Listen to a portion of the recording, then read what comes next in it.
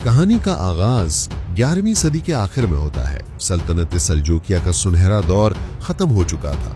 अजीम सुल्तान मलिक शाह अव्वल और उसके ज़हीन वजीर निजामुल मुल्क दोनों का इंतकाल हो चुका था और उनके बाद सल्तनत एक भयानक खाना जंगी का शिकार हो गई थी।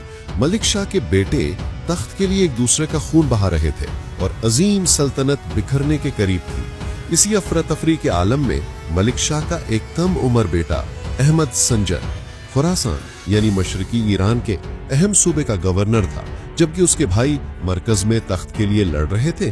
संजर ने अगले 20 साल खुरासान में खामोशी से अपनी ताकत को मजबूत किया। वो एक बेहतरीन मुंतजिम और एक बहादुर जंगजू था। उसने अपनी जवानी सल्तनत की मशरकी सरहदों को महफूज बनाने और अपनी हुकूमत को इंसाफ पर कायम करने में गुजारी। 1118 में अपने भाइयों की मौत के बाद सुल्तान संजर आखिरकार पूरी अजीम सल्जूकी सल्तनत का सुल्तान आजम बन गया। उसने तकरीबन 40 साल तक खुरासान के शहर मर्व से हुकूमत की, जो उसके दौर में इल्म और फन का एक अजीम मरकज बन गया था। उसका दौर सल्जूकी तारीख की आखिरी बहार था। उसने तमाम बागी रियासतों को दोबारा अपनी इताअत पर मजबूर किया, गजनवियों और कारा खानियों को शिकस्त दी और सल्तनत में अमनो अमान बहाल किया। उसके नाम का सिक्का काशगर से लेकर अंताकिया तक चलता था। उसने हसन बिन सबा और उसकी दहशतगर्द तंजीम हशाशीन के खिलाफ कई कामयाब मुहिमात की। एक मशहूर रिवायत के मुताबिक संजर जब हशाशीन के खिलाफ फैसला कुन हमले की तैयारी कर रहा था तो एक सुबह जब वो सोकर उठा तो उसके बिस्तर के पास एक खंजर गड़ा हुआ था और साथ में एक पैगाम था कि जो खंजर उस सख्त जमीन में गाड़ा जा सकता है वो सुल्तान के नर्म सीने में भी उतारा जा सकता है।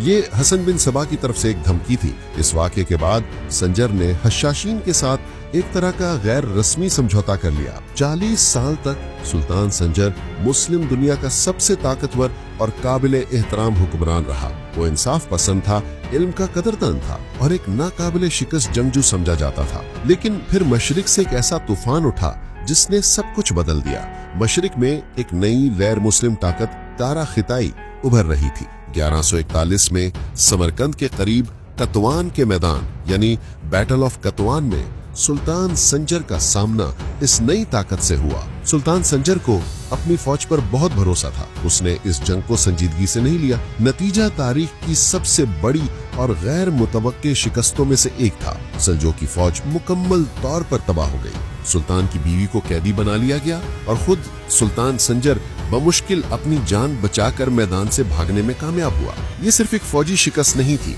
ये सुल्तान संजर की नाकाबिले शिकस्त होने की शोहरत का जनाजा था। इस एक शिकस्त ने सल्तनत की बुनियादें हिलाकर रख दी और उसके तमाम दुश्मनों को हौसला दे दिया। शिकस्त के बाद सल्तनत कमजोर हो गई और सुल्तान को अपने खजाने को भरने के लिए टैक्स बढ़ाने पड़े। उसने अपने ही तुर्क नस्ल खाना बदोश कबीलों ओगस तुर्कों पर भारी टैक्स लगा दिए। ये वही ओगस थे जो सल्जूकी फौज की रीढ़ की हड्डी थे।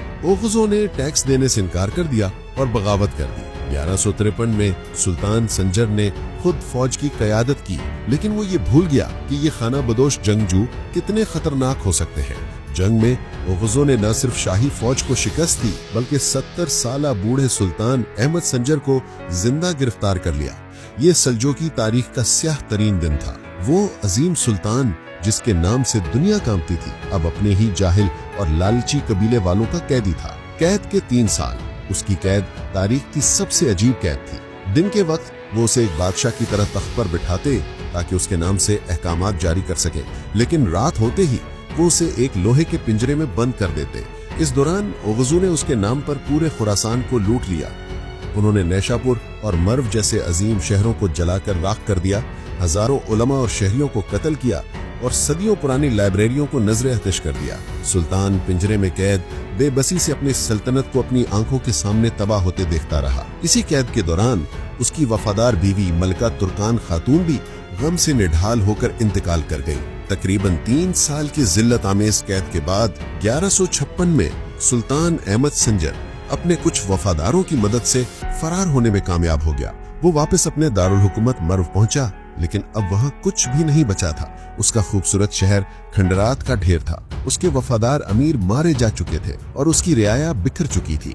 वो अजीम सल्तनत जिस पर उसने निस्फ सदी तक हुकूमत की थी, अब उसकी आंखों के सामने मर चुकी थी।